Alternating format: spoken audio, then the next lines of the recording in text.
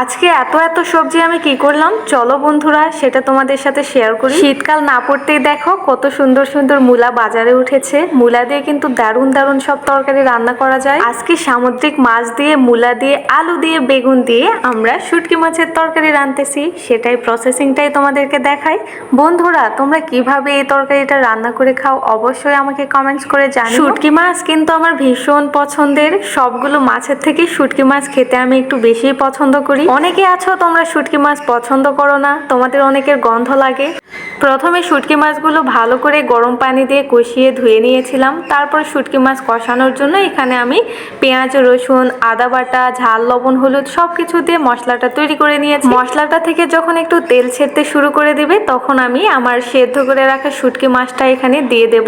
মশলাটা ভালো করে সেদ্ধ করে নেওয়ার জন্য এখানে কিন্তু আমি 1 বাটি পানি ঢেলে দিয়েছি। তারপরে এখানে দিয়ে দিলাম আদা আর রসুনের পেস্ট। তারপরে আমার পরিষ্কার করে রাখা শুটকি মাছগুলো এখানে দিয়ে দিয়েছি। এগুলো এখন ভালো করে নেড়েচেড়ে কষিয়ে নেব। দেখো বন্ধুরা আমার শুটকি মাছটা দেখতে কত মজার হয়েছে, খুব লোভনীয় লাগছে তাই না? সব শুটকি মাছগুলো আমি একটা বাটিতে উঠিয়ে নিয়েছি। তারপরে সেই কড়াইয়ের উপরে আবার আমার কেটে রাখা বেগুন, আলু আর মূলার কুচিগুলো সব দিয়ে দিয়েছি।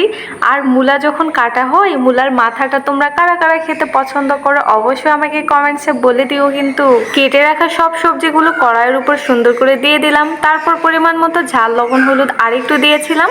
তারপরে এখানে পর্যাপ্ত পরিমাণে পানি দিয়ে সুন্দর করে কষিয়ে নিয়েছিলাম। দেখো দেখতে কত মজার হয়েছে।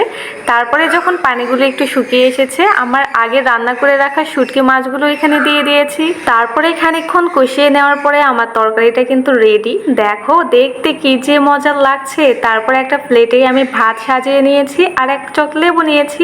আর পরে তরকারিটা উঠিয়ে দিয়েছি। এটা তারপর টেস্ট করে তোমাদের এখন জানাবো এটা খেতে কেমন হয়েছে। তারপর শুটকি মাছের তরকারিটা ভাতের সঙ্গে মেখে নিয়ে আমি খাচ্ছিলাম। খেতে যা মজার হয়েছিল, তোমরা অবশ্যই এরকম বাসায় ট্রাই করবে। আর সামুদ্রিক লইটা শুটকি মাছের থেকে এই ময়া মাছের শুটকি মাছটা কিন্তু খেতে বেশ দারুণ। এই সামুদ্রিক মাছগুলোর নাম আমার ঠিক ভালো একটা জানা নেই, তবে এই মাছগুলো দেখতে আমাদের দেশীয় ময়া মাছের মতো লাগে। এজন্য কিন্তু আমি এই সামুদ্রিক মাছগুলোর নাম দিয়েছি ময়ার মাছ। এই মাছটাকে কিন্তু আমি ময়ার মাছের শুটকি হিসেবে জানি, কিন্তু তোমরা এই মাছটাকে কি নামে ডাকো অবশ্যই আমাকে জানিয়ে দিও। আর আজকে বাহিরের ওয়েদারটা দেখো, মাশাআল্লাহ বেশ সুন্দর ওয়েদার। আকাশে অনেক মেঘ করেছে, সাদা নীল মেঘ। এই ওয়েদারে এরকম শুটকি মাছের তরকারি তো খাওয়াই যায়। তো তোমরা যারা এখনো আমার ইউটিউব চ্যানেলটি সাবস্ক্রাইব করো নাই তারা অবশ্যই আমার চ্যানেলটিকে সাবস্ক্রাইব করে দিও। আর আমার এই সাদামাটা রান্নার ভিডিওগুলো যদি তোমাদের ভালো লেগে থাকে তাহলে অবশ্যই লাইক, কমেন্ট আর শেয়ার করে দিও।